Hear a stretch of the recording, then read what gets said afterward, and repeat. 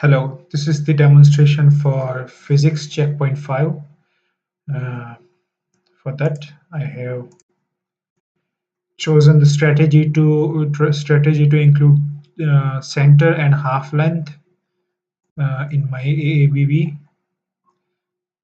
Let me show you the header class.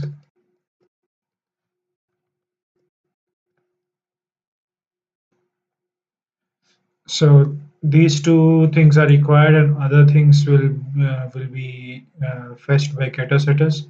Like I have included setters for center and half length, and I'm getting min max by just calculating the values of min and max and half length, side full length, half length. And here are the generate ID and get ID methods. So for generate ID, I'm given a center, and according to the center, it creates an ID, a unique ID for each AABB. And for generate ID, I'm given a object location. From that, I'm finding a center and passing that center to this generate ID method, which is the above method. And this is the method for C hierarchy, CABI hierarchy, which basically contains the map for ID to AABB, and it contains there is one method load terrain ABB, which takes in a C model draw info class for these triangles and all.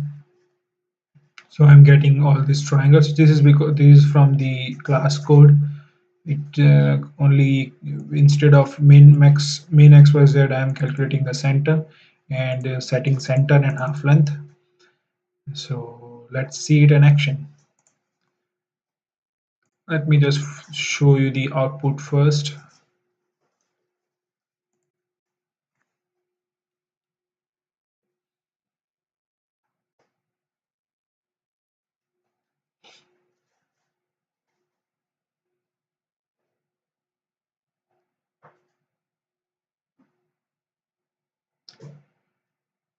I'm loading a terrain and a ship. So the ship's AABB ID will be shown here.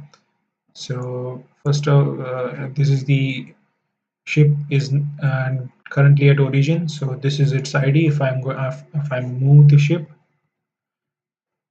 its ID will change.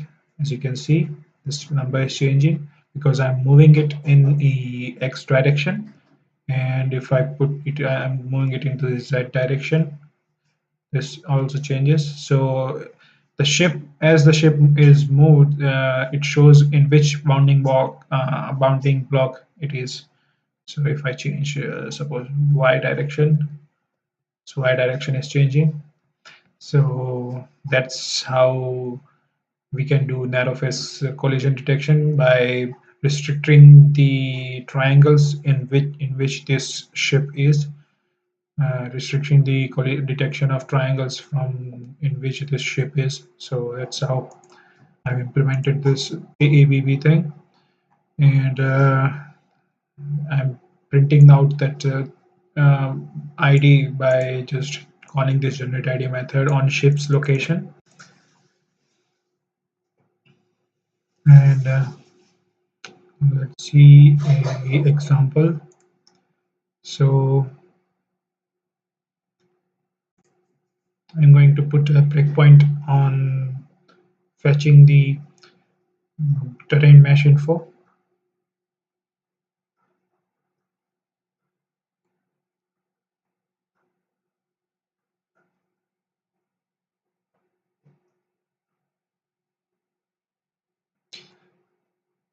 So as you can see, currently it's null. All these things are 0.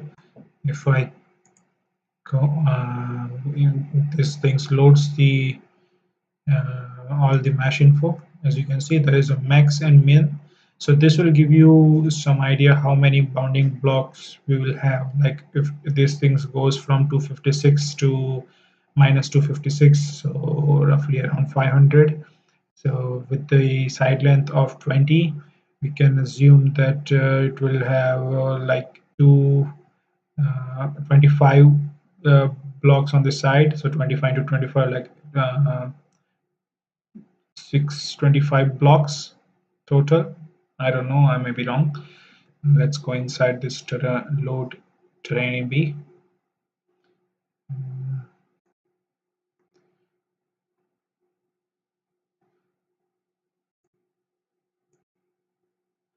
So we have assumed that the half length is 10, so the side length will be 20.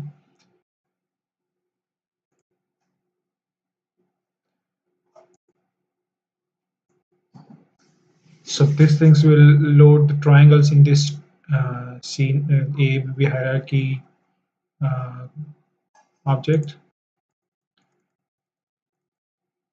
As you can see, I have loaded triangle with vertices minus 256, minus 50, 256. So uh, this will this method will find out in which bounding block it is. So it will basically find out its ID.